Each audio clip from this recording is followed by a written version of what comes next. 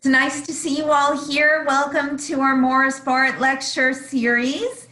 We are very excited to have Justin Nystrom here. Am I pronouncing your last name correctly? It's fine. Okay. Justin is an associate professor in the history department at Loyola University here in New Orleans. He's written extensively about the history of New Orleans and the South on topics ranging from the Civil War and Reconstruction, racial identity, labor history, foodways, and cultural history. He is going to lead us on a discussion about Sicilian immigrants here in New Orleans, and this is kind of a new talk for him, so it's very exciting. Please help me welcome Justin. We're very excited to hear this. Great. Well, thank you very much for having me. I'm doing a presentation that's actually all very new, just I can share. So my book, Creole Italian, came out in 2018, and so there's the cover of it. And I've been doing talks about Creole Italian since then, and then in 2019, I was very much floored to be nominated for a James Beard Award for the book. So that drew a lot of attention to what I was doing. And so I gave a bunch of presentations, and I don't know, I just don't like giving the same presentation. Oh, I can realize now you can see my children's Lego collection in the background. Anyway, so one of the things I'm working on right now is getting the oral histories that I did for the book. I used a lot of different sources. The book starts in the 1830s, and obviously I'm not using oral history for the 1830s, without a Ouija board anyway. So there are a lot of different sources I used. I used an oral history collection that Joe Maselli did in the 1970s at the Italian American Museum. Justin, oh no, it says, see you. Uh-oh, it says my internet is unstable. This is what we were talking about. Can you hear me now? Okay. Mm-hmm. Okay, good. Cox internet has been mostly good, but when it's bad, right? Like Mae West. Anyway,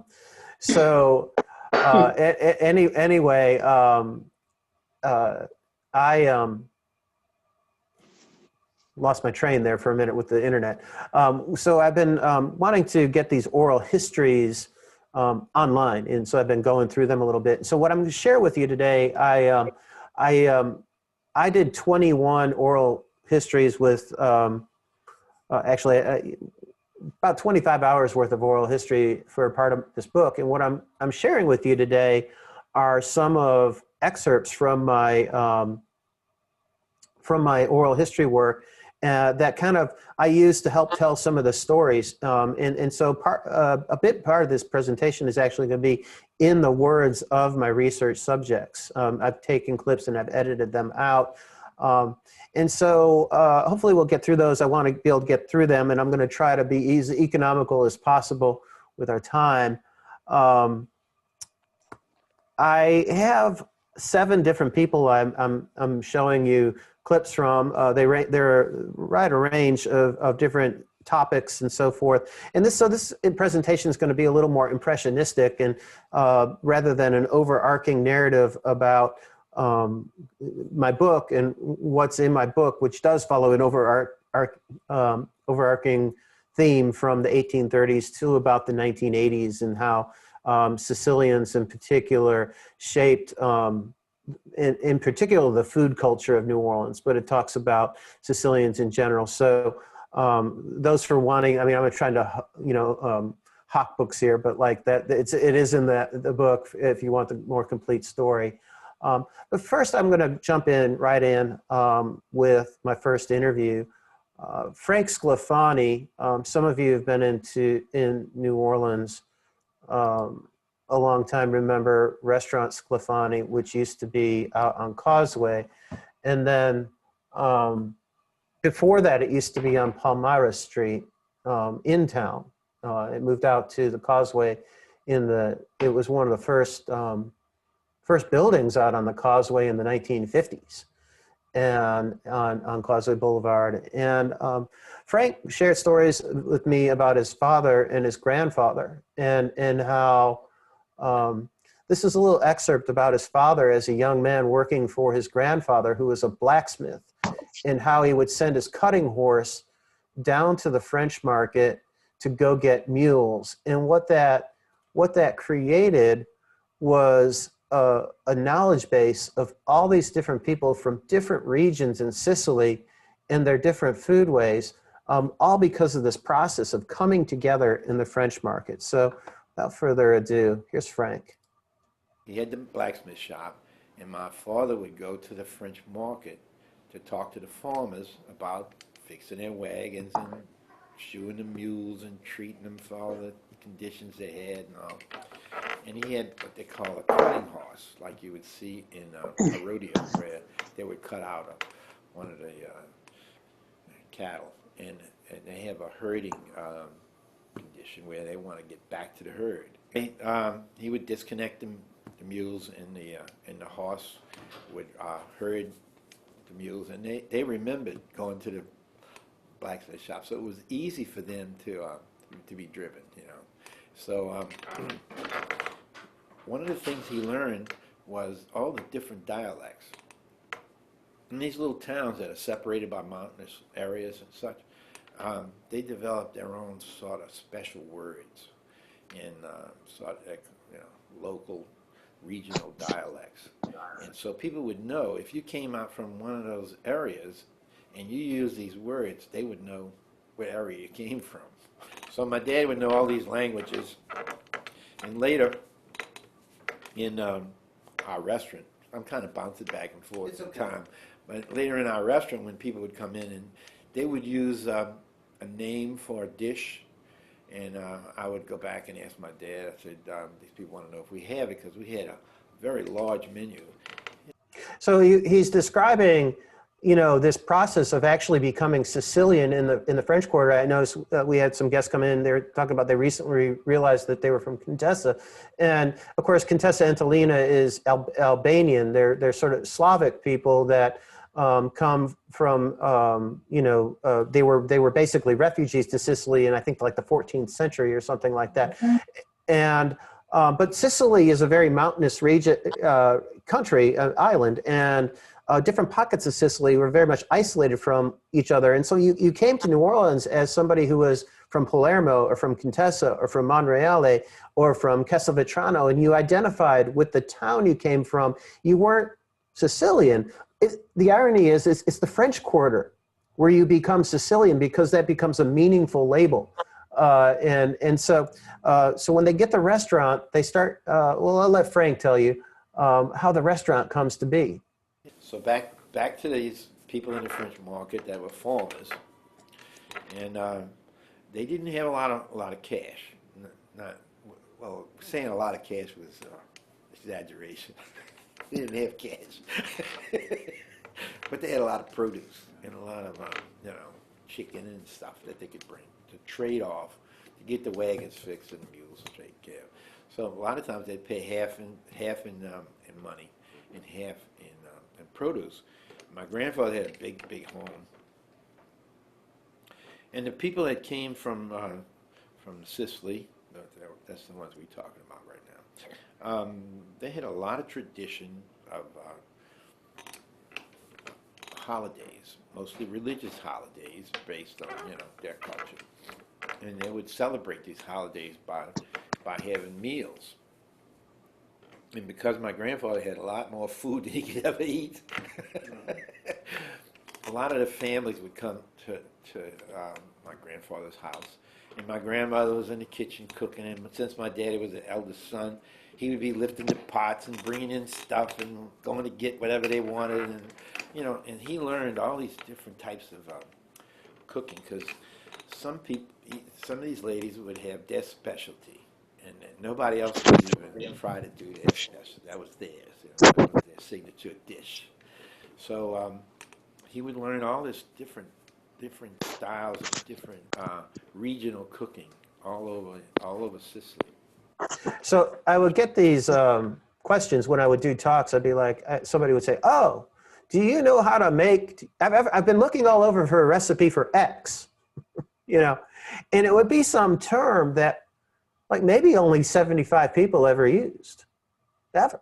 You're not going to find it on the internet. You're talking about like such small microcultures from Sicily coming in this kind of rare moment. We're talking the French Quarter, the French market in the teens and the 20s into the 30s. Even as late as the 30s, that kind of thing is starting to disappear because the younger kids are coming in and Americanizing. So there's this moment between, say, 1900 and 1920, a little earlier, maybe 18, when you have these large numbers of Sicilian, more poor working class people coming in from the mountainous regions, less from the urban areas of Palermo and Messina, who were the earlier people.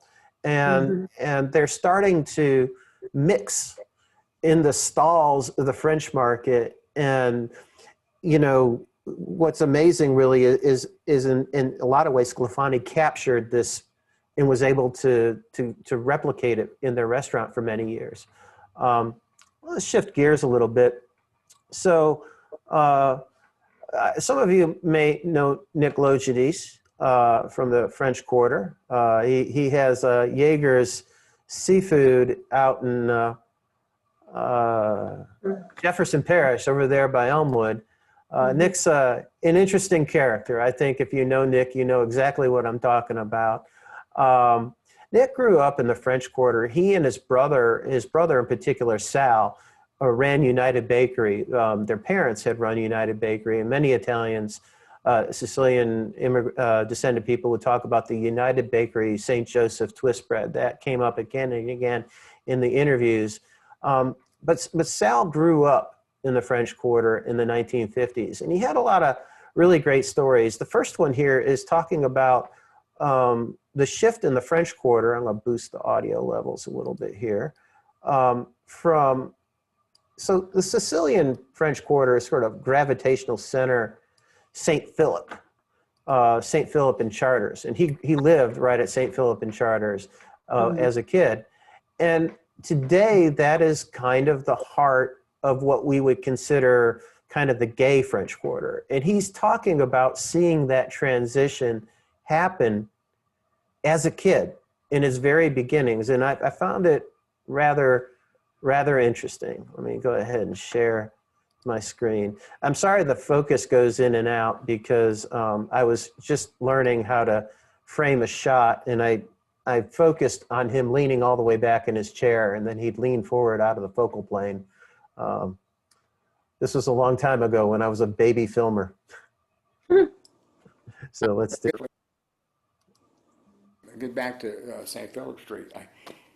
625 St. Philip ended up being my Uncle Vincent's restaurant, like I said before.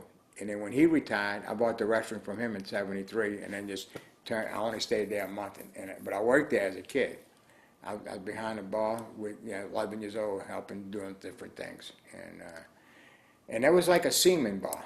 It was still, that was back in the 60s, early 60s, the seamen, they were still hanging around the French Quarter. And things was changing. I mean, I seen it change. My grandpa and his brother had a place on St. Philip and on the corner of St. Philip and Chartres, across the street from where I lived. And he rented it, and then they closed it down for immorals, morals. And it was because they were gay, and that's how bad it was back then for gay people. I mean, they shut them down. They took the liquor license from the building, so my grandpa and my uncle couldn't rent it to nobody. And they had to go before the city council and take the building back, and get their license back, be able to rent it with a liquor license. And one of them, I remember the quote in the paper was, one of them says, "I didn't know that we rent the building. I don't know they're going to play with each other." He says, and so they gave him back the license, But that's how bad it was for gay people. I mean, and I remember the place because I was on a balcony across the street, and I was always looking down. I mean, I didn't know what gay was. I knew Tinkerbell, but other than that, I couldn't tell who was what, But that's when the French Quarter started changing, and the homosexual people and gay people, whatever you want to call them, they start, acquiring it, and it start changing. It start getting better, a lot better. What's interesting about his recollections is he sees this as an improvement. You know, I got a lot of sort of nostalgic memories of growing up in the French Quarter. It was like, oh, it was crime free and all that. And, you know, Nick was like, come on, man, it was Skid Row. It was tough. It was, you know, there was all the sailors along Decatur Street. Could be a tough neighborhood. And, you know, the newspaper stories do tend to bear that out. It was different though. And so one of the things he talks about is the community. And here is his memory of what he jokingly called the Garlic Theater. Oh, and my grandpa also owned the Gaiety Show, Ursuline and Royal Street. And the local people called it the Garlic Theater because it was all Italians. So I went, my grandpa sold out in 47. It burned down in 47. They rebuilt it. And him and his man, Vincent DeGeorge, they got out of it. They was in it together. And they got out of it. And they were with my Uncle Frank Ruffino. And Uncle Frank kept the show by himself. And that's when I started going there in the early 50s. You know, the Saturday matinees and all of that, you know, the Rocketeers, Zorro, whoever, you know. And that, you know, that was a local show, and it was around the corner from my house.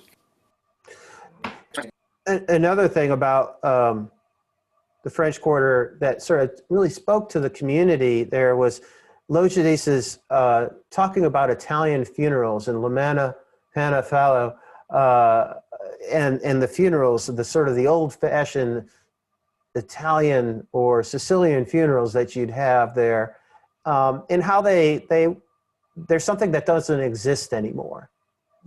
You know, you ever heard about Lamanna, Pano and Fallow? Well, that's the Italian funeral home.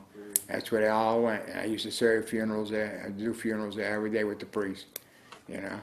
And it in fact, Covenant House on Rampart Street, the main thrust of that was Lamanna's. That's where the funeral home was. And let's see, at St. Louis and St. Anne, I think, you know. And that's where all the Italians got buried. They all went there. And Peroni, his brother, Mr. Gibby Peroni, had a pizza place across the street. And, yeah. And I'm not talking about little Johnny, I'm talking about Johnny's daddy. His name was Gibby Peroni. And, yeah, the funeral home. I mean, it was like where you went. You know, you'd stay all night, eat. You know, and stay there and have food and all that kind of. You know, I don't want to say typical Italian funeral. That's what it was, a typical Italian funeral. And then they all got away from that. When my mom and daddy passed, we stayed all night. It was closed to anybody else, but like years ago, you know, people that had restaurants and bars, because everybody had a business, they would come at 2 o'clock in the morning to view the body and say their prayers, you know. But that was a big thing for Italian people. You know, he talks about, again, like people who have the bars and restaurants in the quarter, and I got a lot of this, you know, the idea of people, the close relationship between families and work and living in the quarter, but also working together in business and these sort of interrelationships of marriage, you know, and family networks, this very, very tight web that you see develop in the French Quarter in the first half of the 20th century. And then, of course, it disperses out to places starting in the 30s to places like Gentilly and then Lakeview and ultimately into Metairie, what I call the Italian diaspora here in New Orleans, that really starts in a lot of ways in the French Quarter and the neighborhoods around it. And then, you know, so Nick was in many ways a witness to that, the waning years of that. You know, people would come back to the French Quarter to be places like St. Mary's Italian, get married, things like that. But they were starting to live their lives further away, maybe in Jefferson Parish even. So some of you may remember the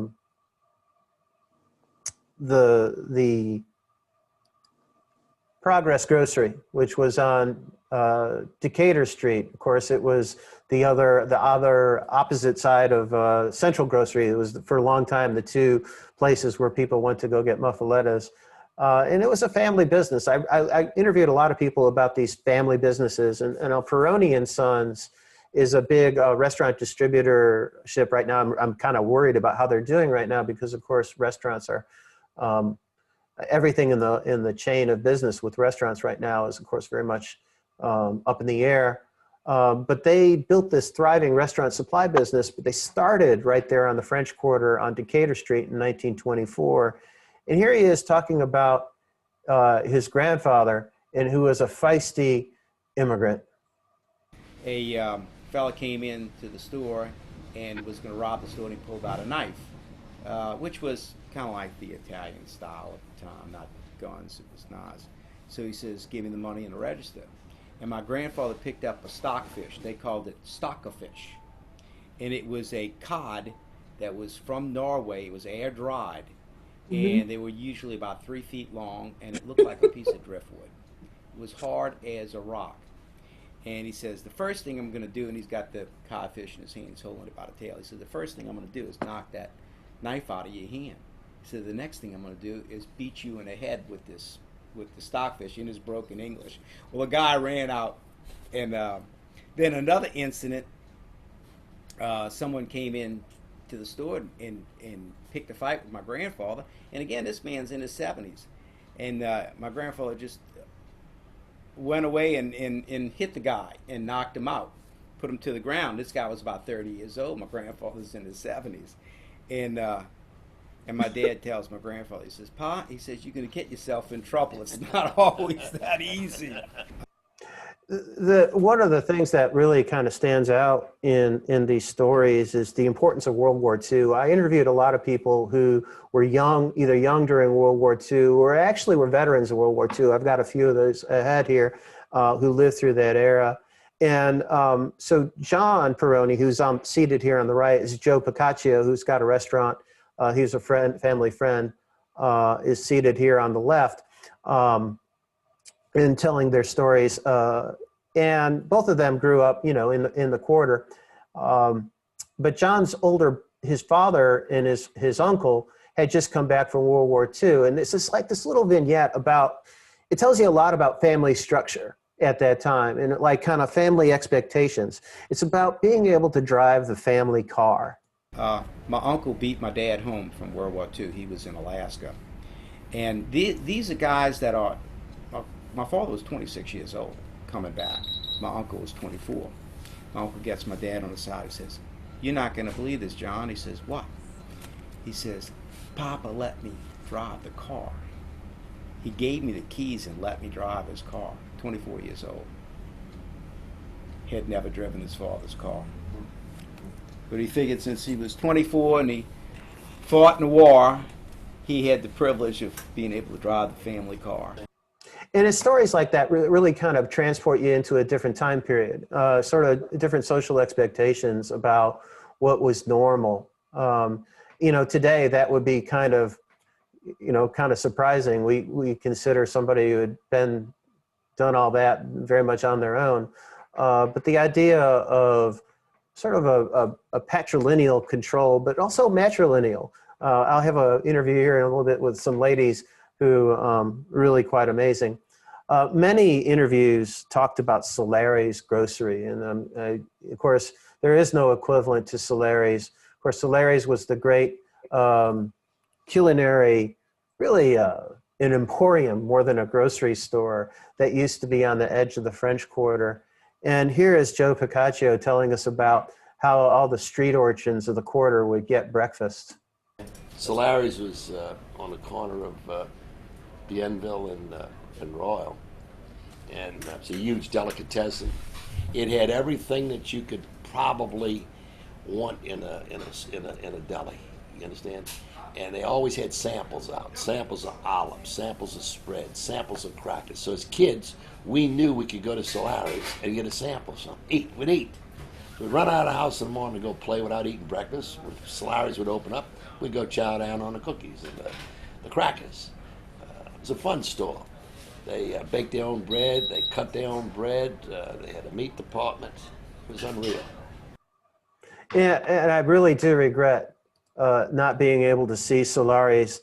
Everybody who tells me the descriptions of it, it was really quite amazing place.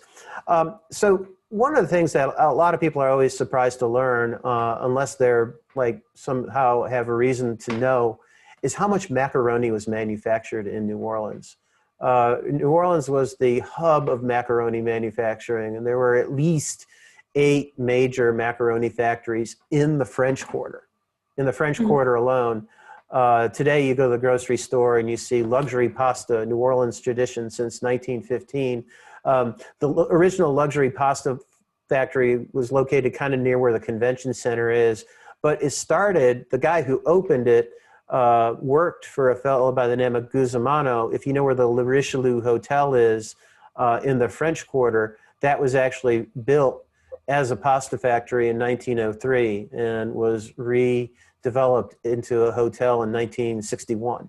But pasta is a very much a part of the history. And so one of the places that, of course, was a pasta factory was where Muriel's restaurant is, right there on Jackson Square. Despite all their website talking about it being haunted and being old and Creole, that building actually dates from the late 19th century. It was purpose-built as a pasta factory. And today, the Monsignor Taormina, who's at St. Francis Xavier there on Metairie Road, I guess this is, all these interviews are about 10 years old, and some of these people have since passed also. Father Taormina is a little bit older. He's like in my parents' age. He's in his mid to later 80s, I think, now. But here he is talking about how to make pasta. But basically, the making of pasta, At least in the 1950s. took 3 processes. It was a 3 process. One was you began with sort of was on a layered, the ground floor. Then you had a secondary layer, and then another layer, I think, as I remember. And at the top were some rather large mixing machines. And you would pour an amount of what's called semolina, which is a specific cut of the wheat. And so you would knead that in these mixing machines. And when it was all kind of together, then you would, the machine had an ability to dump right into a circular machine with rollers on it that would basically put it into about this wide, and what they would do when it was all ready to be kneaded, all kneaded up, whatever they call that, then they would cut it and roll it into round pieces of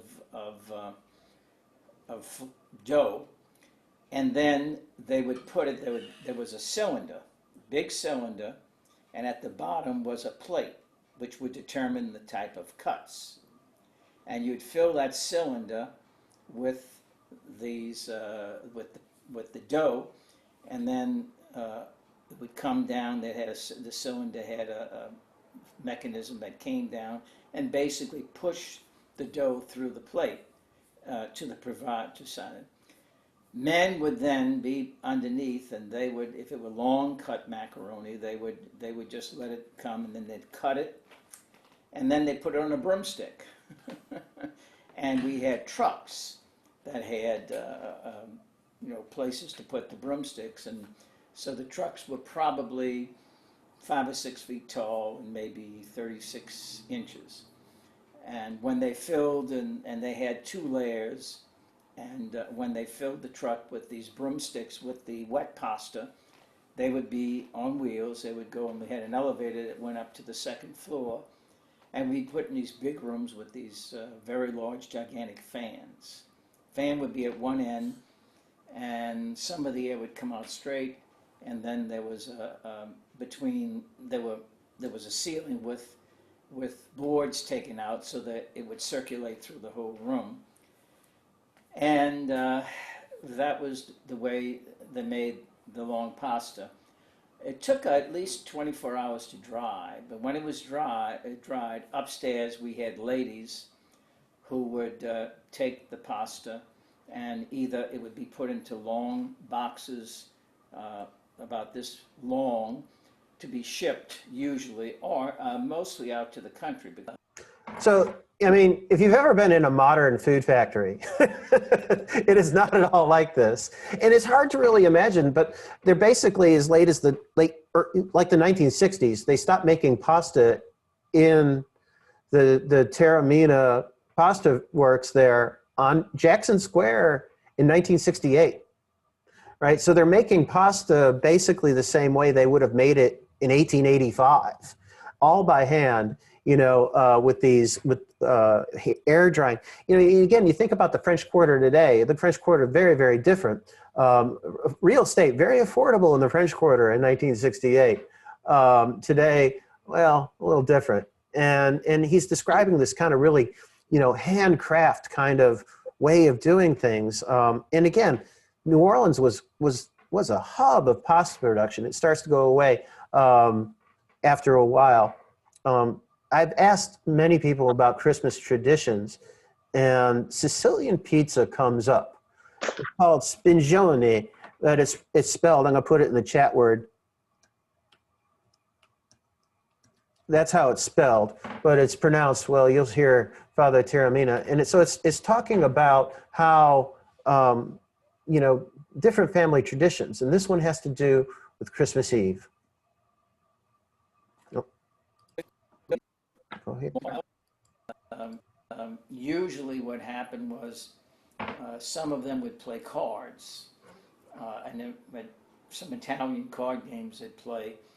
And then a number of us would go to midnight mass.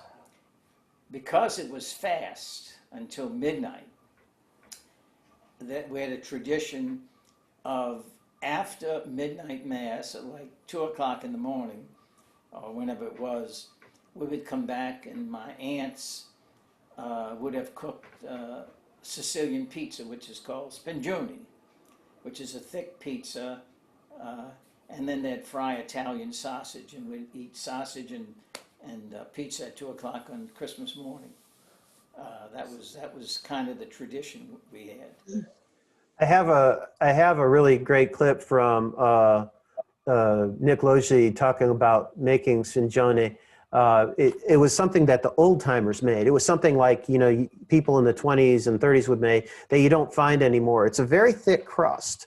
And on top of it, it's actually a sauce that's more onion than tomato, a heavy sauce. And in that sauce, you have ground up breadcrumbs. And so it gives it body, so you can pile up the sauce really thick, and then also grated Romano cheese. And you can imagine Nick Logi saying this. He does it better than I do. But he's like, there ain't no mozzarella cheese on a Shinjoni, you know. You don't think these poor people in Sicily had mozzarella cheese laying around, do you? You know, it's Romano cheese or maybe Parmigiano if they have it, you know, a dry hard cheese that you could keep without refrigeration. And that was a Shinjoni. It's something that, again, you know, even a thick crust pizza, not something we see today. But at the time, you know, Nick was talking about it being at Italian Hall when they would have dances and other things like events, birthday parties, whatever, they'd have Shinjoni. This is in the 30s and 40s at Italian Hall. And that was something, one of those kind of, in many ways, a lost dish that many people don't make today, but people remember. And, you know, it comes back through these oral histories. Let's see. So remember when I talked about World War II,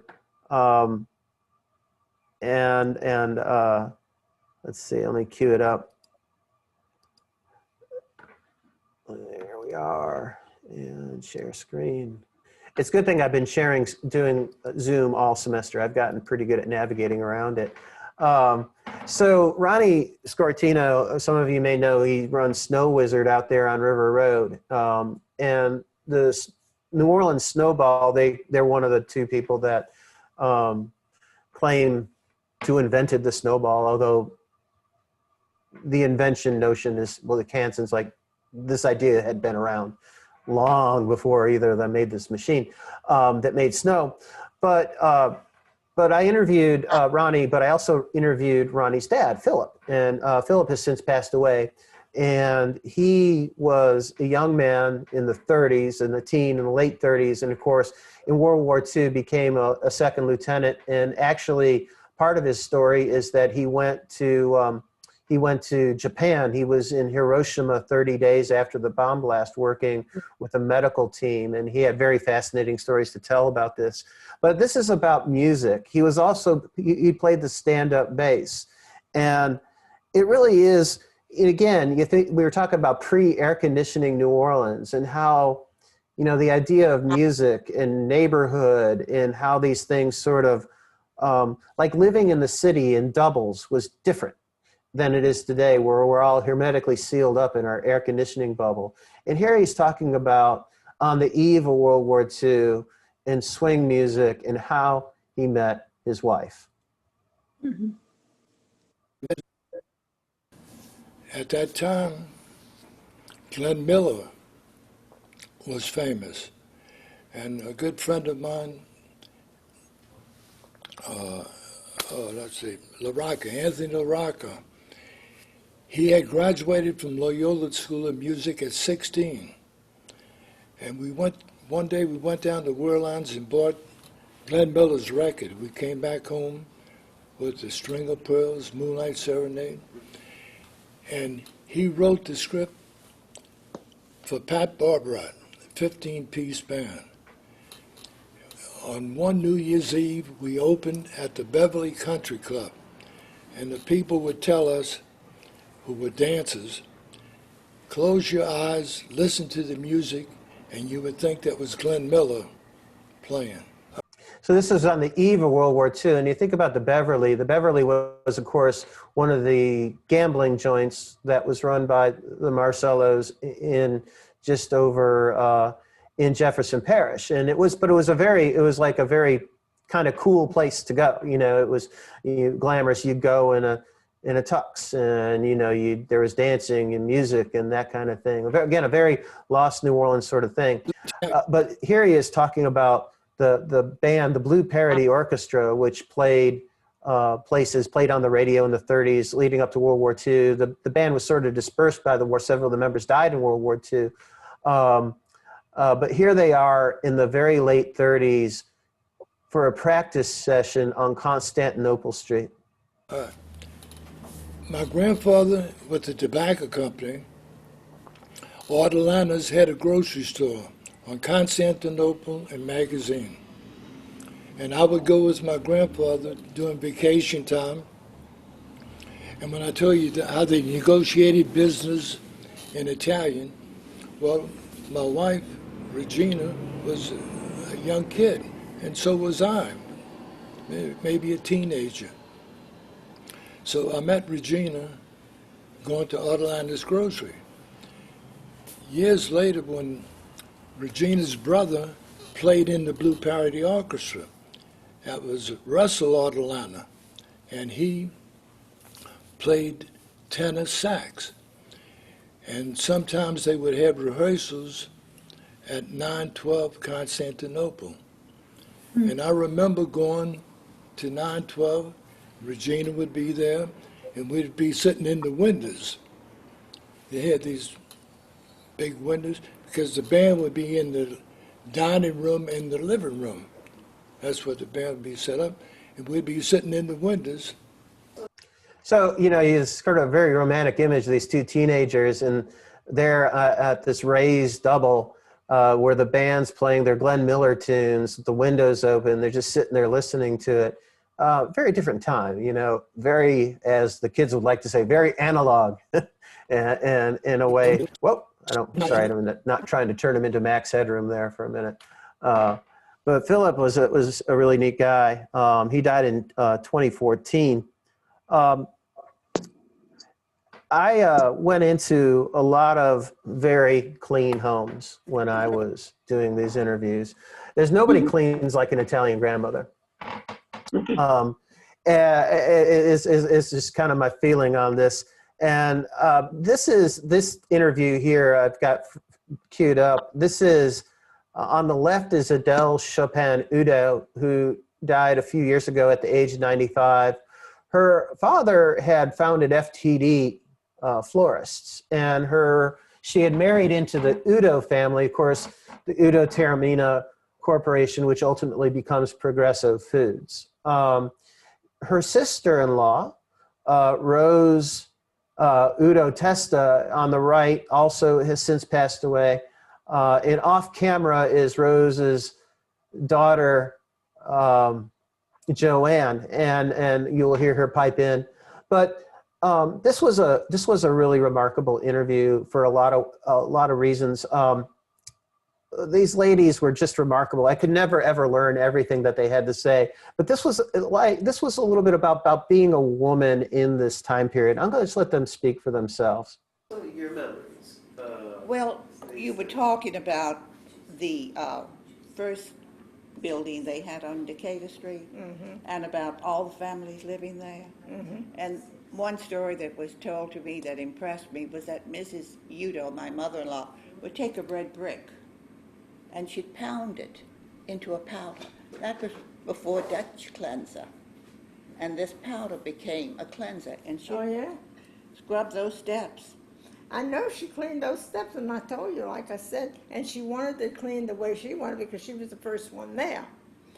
And then when my mother said, well, I can't do that, she says, well, you cook for me and I'll do the steps.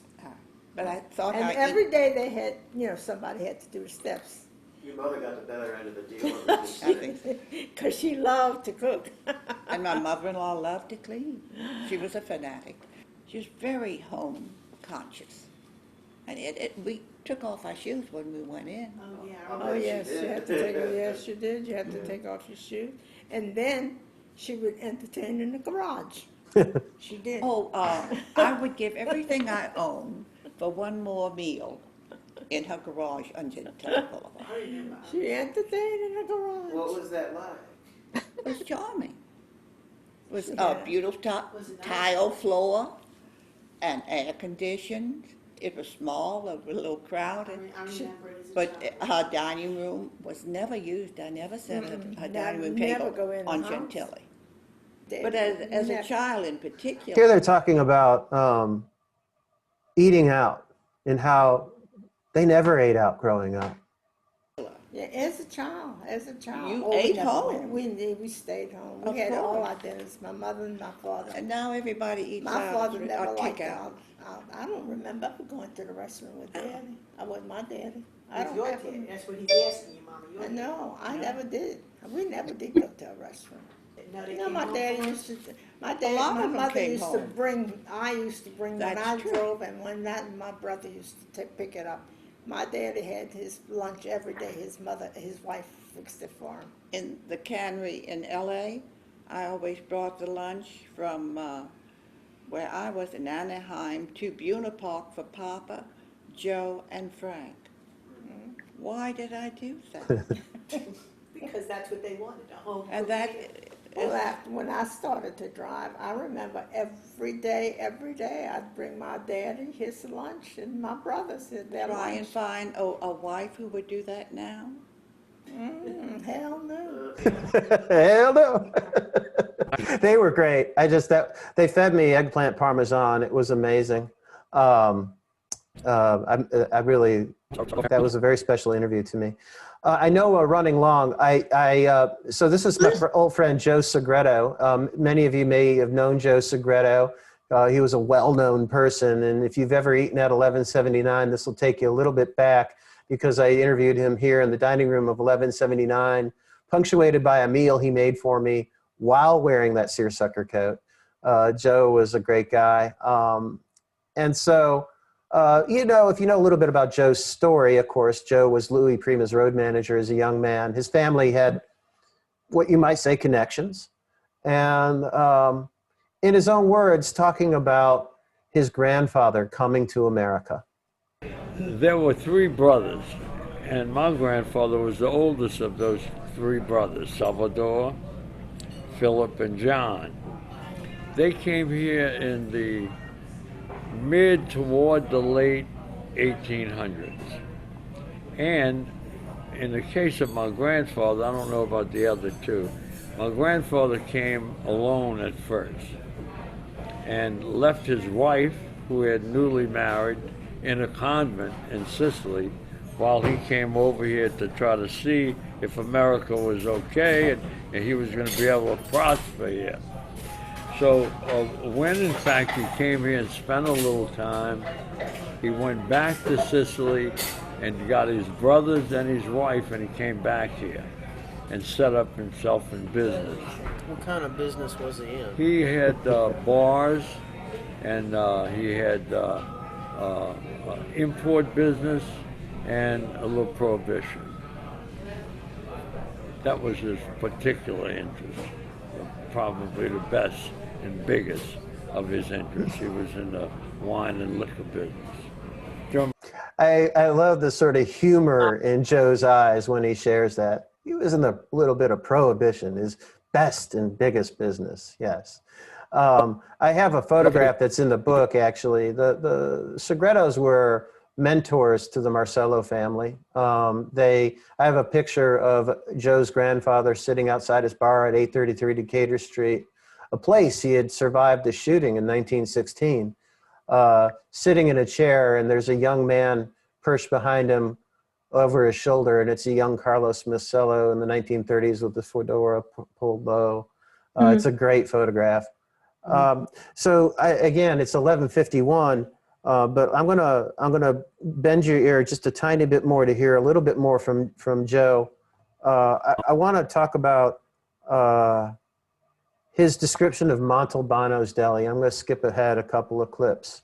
Montalbano's was on St. Philip Street and was famous for its muffaletta. Now, the most unusual and kind of special delicatessen, though, other than Progress and Central, was Montalbano's. Montalbano predated both of them, and it was tiny, but it was so special. And he was real Sicilian, had fought in the Sicilian army, and knew Garibaldi and all that. I mean, all kind of tales you would hear when you were a little kid and you went there. And when you went there, it had a great big giant wheel of cheese on the counter. It smelled so good and it looked so good. It was just oozing oil, you know, fresh cheese. And when he would make a muffalata, the kids would go there, we'd put our nickels and pennies together. We'd go there and say, Mr. Montalbano, Mr. Montalbano. And he'd say, well, let me see what you got. And we'd show him what we had. He'd make the sandwich according to how much money we had in our hand. You know, we'd gear it to how many slices of this or that, and say, give me another 6 cents. Mister, give us another slice of Swiss cheese, you know, or something we'd say if we came up with a little more money. But some of the most incredibly wonderful, delicious muffalata sandwiches ever eaten. As good as Central, as good as Progress, special. And candles lit all over the place in tribute to St. Joseph, or whatever the feast might be. It might be Santa Lucia for the eyes, you know, he'd have candles burning, and he'd have row after row of flag olive oil, the Sicilian olive oil. It was a special place, it truly was. It smelled like heaven in there, Italian heaven. Italian heaven. It's my hope that Joe, who passed away in 2015, is enjoying Italian heaven right now. I realize our time is more or less run out, and so I want to end there.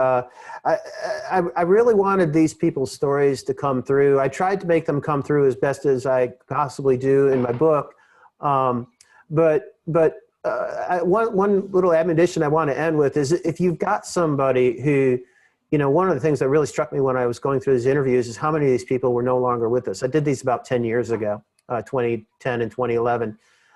You don't have to be a professional. You don't have to be a professional to record a decent interview. You just got to do it. Joe Maselli, who did all these interviews at the Italian American Museum, he wasn't a professional. He just had a tape recorder and the will to do it and knew these people. And usually when people do that, they do 3 or 4 and then they run out of steam and they don't record any more interviews. Joe went and recorded like 100 and some interviews.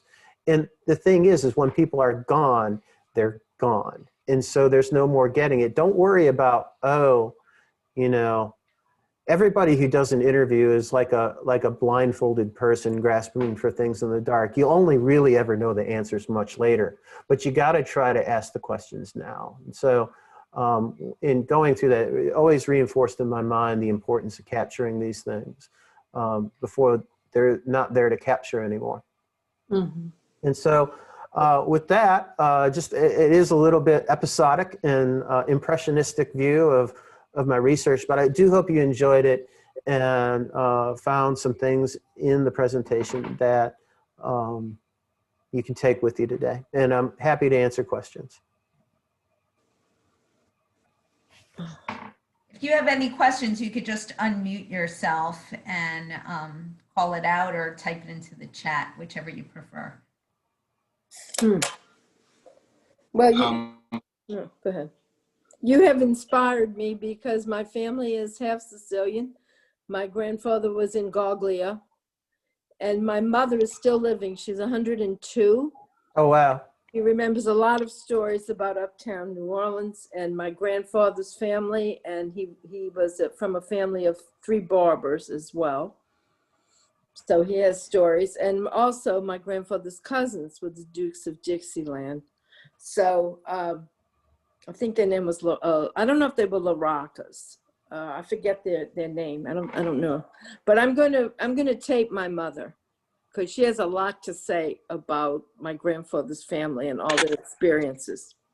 Yeah, you know, and what's great is even if at the time you'll go back and listen to it 5 years from now, you'll be like, oh, darn, I wish I could ask a follow-up question, but you'll have at least got that.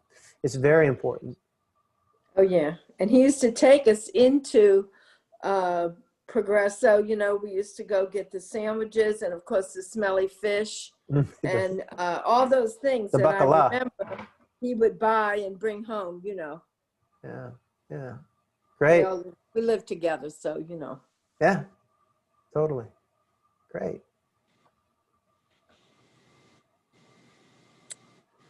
Wonderful, though. I wanted to ask, what effect did the Walter Lamanna murder have on the Sicilian community at the time? Yeah, I do address that in my book, but one of the things that's really interesting about the Lamanna murder is it gets into this whole idea of, you know, what is the notion of mafia? What is, you know, how's that all fit in? And there's this sort of idea that that's a mafia killing, but what I kind of argue is that so Lamanna occurs in 1908, I believe, 1908, 1909, something like that. And what happens is the merchants who, you had these kind of, they call themselves the Black Hand or whatever, but these were kind of like, you know, petty thugs and stuff like that, who could get away with this stuff in Sicily because there wasn't much law. There is a mafia that's developing in Sicily, well developed by 1900. It kind of develops in the 1850s. It's not quite as old as you might think, but it develops over the time during the Italian unification. There's a lot of chaos in Sicily, and the mafia emerges as this kind of, it serves the function of creating order in an area where there is none. And so, but that really doesn't truly come to New Orleans until later during Prohibition. So what happens after the Lamanna kidnapping is you have the Italian merchants who were very happy to have gotten away from the mafia to come to New Orleans, and where they're doing very well. They're prospering in the French Quarter, and they rally together and create this protective league, and they pursue the killers of Lamanna pretty, you know, pretty stringently. And then, of course, you have the follow-up, the shooting at the Beauregard Kai's house, which was owned by the Jacona family, which those 2 ladies told me of their version of that, which I almost included, but of course the presentation is not 3 hours long. And after that occurred, there was this kind of lull in the teens. There was clearly stuff going on having to do, when Joe Segreto's grandfather gets shot in 1916, it's clearly part of some sort of interstate commerce, underground economy that's going in. Joe Segreto's grandfather's brother actually gets killed. Louis Armstrong famously works for Joe Segreto's grandfather's brother, his great uncle. and at that time, and they have a bar over kind of where Duncan Plaza is today. That's where that occurs. And so like in 1915, 1916, that time, there's clearly stuff going on, but it's super disorganized.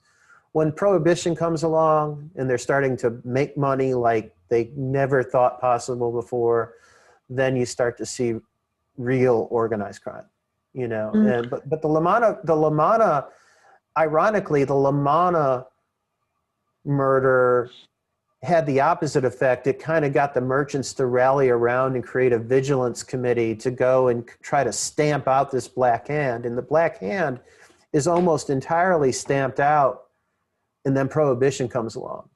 And that obviously all changes. Okay, thank you. I don't know if you saw in the chat, there was a question as to where you can get real Sicilian food now. I'm hesitant to give recommendations because everybody has a favorite, you know. I've never been to Impastato's in Jefferson Parish, ironically, and that's one of the recommendations by interviewees. I was going through, listening to that. There's the New Orleans style Italian food, the old school Italian style food, which, is available at a dwindling number of places. I used to love to go to Joe Segreto's 1179. I'll go to Venezia. I mean, there's something about Venezia, and it's not. Although I almost had a heart attack when I went in there and they'd redecorated. I was like, what? It was about 2-3 years ago. Like, the ceiling tiles are black. What are you trying to do here, Anthony? Turn this into a bistro, But my boys, my children, children being tyrants around the dinner table, love. I make a pretty good pizza at home. And my 6-year-old, it's not Venezia. Like, okay, thanks. I have a question. Yes. Do you know if the Palmer raids were carried out much in New Orleans in the 1920s? Because my grandfather talked about something that sounded like the Palmer raids, but I just didn't know. Well, you do have a variety of everything that's going on, like in Chicago, for instance, where you have a lot of Palmer raids, is going on in New Orleans. Whether it's, I was teaching a class to my freshman seminar. We were looking at, this was in 2019. We were looking at New Orleans in 1919. 1919 is an incredibly turbulent year all over. And there's labor unrest here on the waterfront. There's, along with everybody being freaked out about the Russian Revolution, you got the influenza pandemic going on. Little did we know when we were writing about the influenza pandemic in 2019 that we would be dealing with it live this year. And then, of course, the enactment of Prohibition. But the Prohibition, really, the enforcement of Prohibition in New Orleans doesn't it's sporadic, right? And there have been Sunday law enforcement before Prohibition. There had always been a tension between the rest of Protestant Louisiana and New Orleans when it came to booze and its enforcement and the Sunday law and everything like that. Sunday law was incredibly contentious going back into the 19th century, where it was illegal to be open on Sunday, your old-fashioned blue law type stuff. But the Prohibition raids by the feds start getting serious in 1925 here. And really, a lot of jail sentences are handed out, although lots and lots of people also avoid jail. So. Any other questions? All right then. Well, thank you all for coming. This was wonderful. This was so much fun to learn this history and hear all these. Thank you. Thank you for bringing it to us. We really enjoyed it, Justin. Great to be here. All right. All right. So, I guess we take log care, out. everyone. Thank you. Bye-bye.